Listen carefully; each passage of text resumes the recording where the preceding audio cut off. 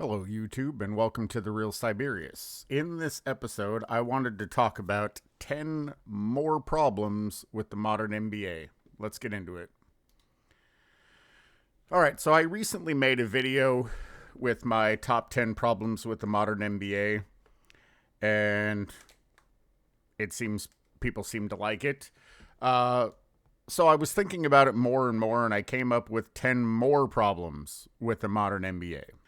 First, self-aggrandizing. What does that mean?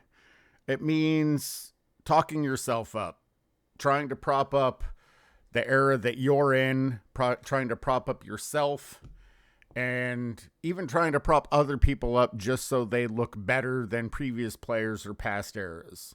Like when LeBron was talking about Giannis scoring 250 points in the 70s.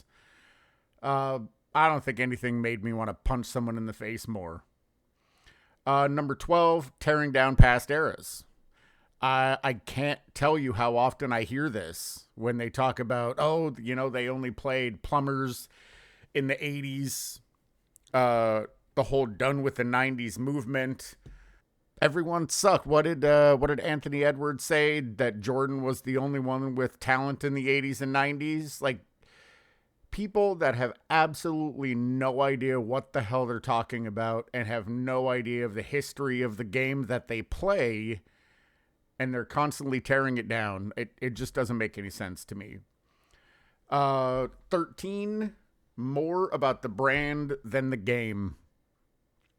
Everybody's concerned with their image, with their social media brand, with their name brand, more than they care about playing the game, developing their game, winning the game. I don't understand it. It's definitely a big problem, and I don't think it's going anywhere anytime soon.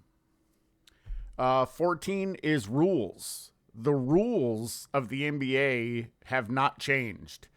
Traveling is the same. Setting screens is the same. Yet the calls are entirely different.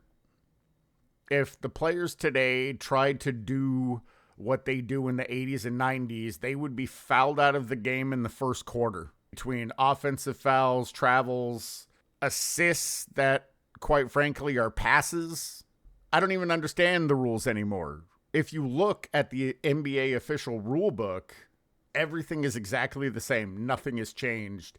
But watching the game, it's an entirely different game. You can get away with almost anything now, except for touching. You can't touch anyone. If you breathe on somebody, it's considered a foul now. It just doesn't make any sense. Number 15, ratings. If you listen to Mind the Game podcast or Gil's Arenas or anything like that, this is the best the NBA has ever been, according to them. The players are bigger, stronger, faster, more talented. I think it was KD that said in the 80s and 90s they were walking up and down the court. There's a lot more running today.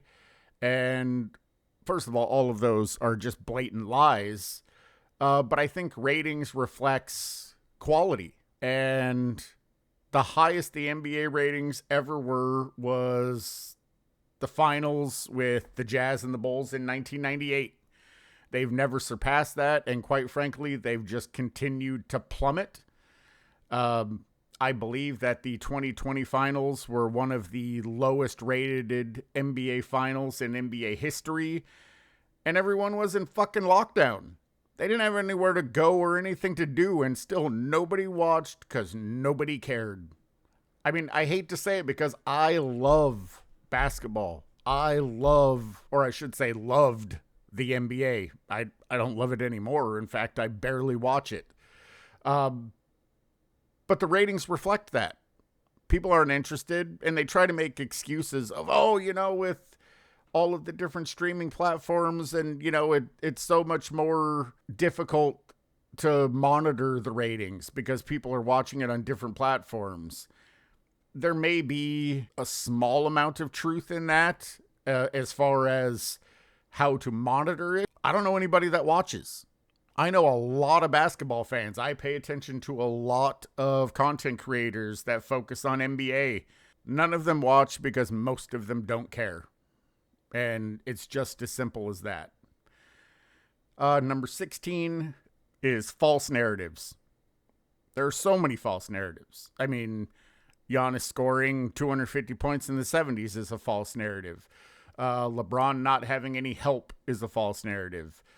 There's just countless false narratives, and I don't think that's going to stop either. 17 turncoats. What do I mean by turncoats? Steve Nash is a perfect example of a turncoat. Somebody that actually played in the NBA when it was actually sports, when there was competition, when there was defense, and he has absolutely flipped and is now saying that this is the best that the NBA has ever been, when he has to know it's a joke. Another turncoat is Draymond Green. He used to say that Jordan was the GOAT, and then he obviously got on Clutch Sports payroll and all of a sudden immediately changed his mind. You just see that all over the place. People that used to say one thing and now they say another because they're clearly on the payroll. Number 18, three-pointers. It's absolutely ridiculous how many three-pointers have been shot in single games. I think the Timberwolves shot 55 or 60 three-pointers in one game and made 15, which means they missed 45.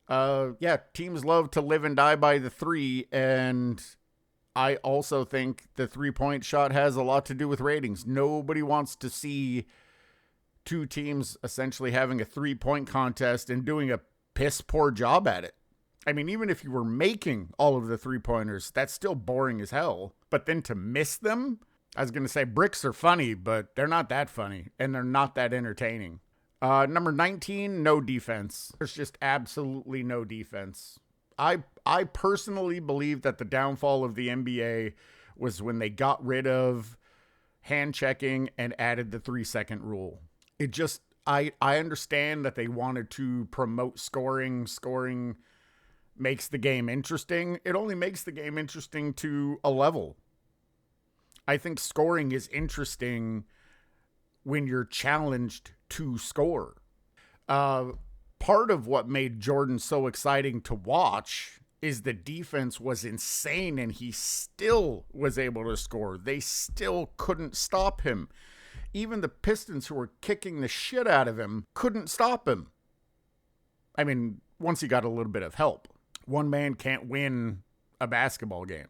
They can certainly affect the outcome of the game, but one man can't win it alone. So once he got a little bit of help, he blew right past him. I mean, they went from beating him playoff series in the first round twice, back-to-back years, 89 and 90. And then when they came back in 91, they swept them. It just goes to show he just needed a little bit of help. Number 20, and this one is probably one of the biggest to me, is the loser mentality.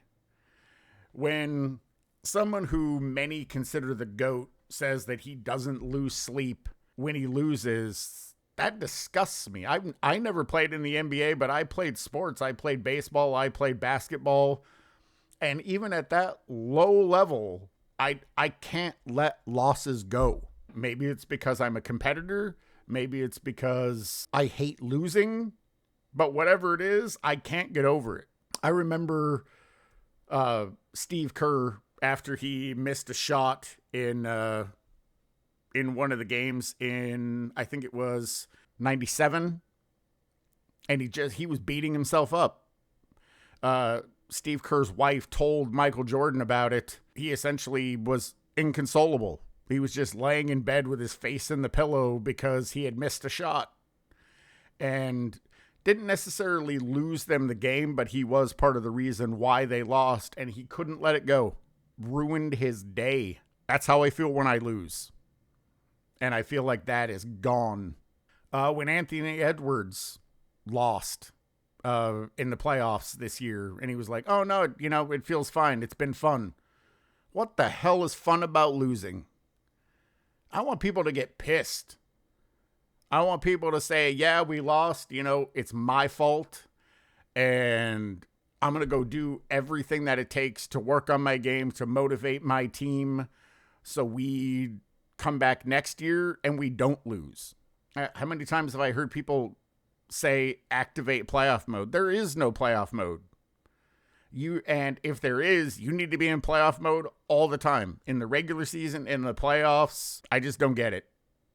I feel like this is the weakest era that the NBA has ever seen.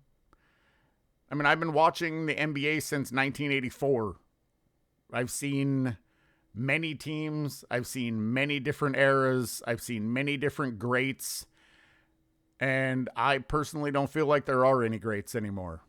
I think since Kobe retired and then unfortunately passed away, that mentality is gone.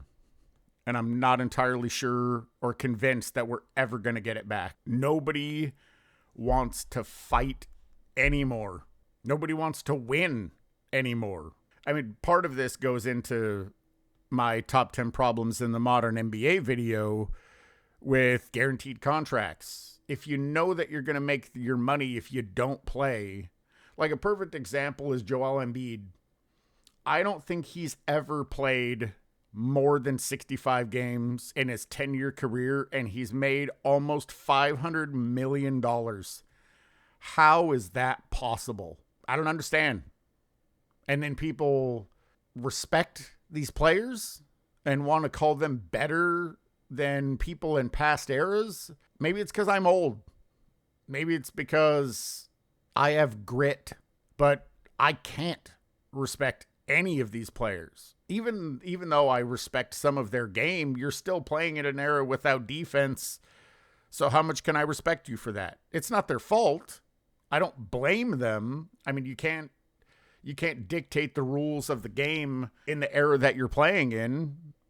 However, actually that I'm not entirely sure about. I think I even mentioned that in my previous video, that if the players really wanted to, with all of the player empowerment that they have, they could demand that they bring back 80s and 90s rules and say, you know what, we're going to go on strike.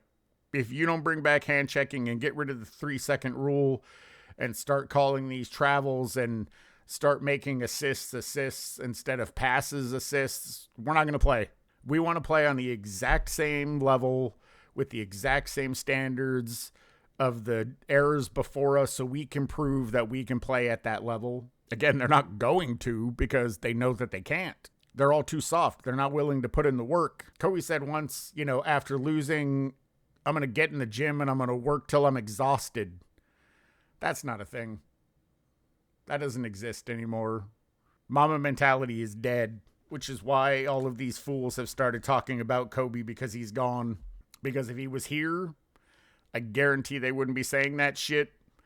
And next year, when Jordan comes back and is in the NBA, obviously not playing, but is in the organization and is a part of it, I think a lot of things are going to change.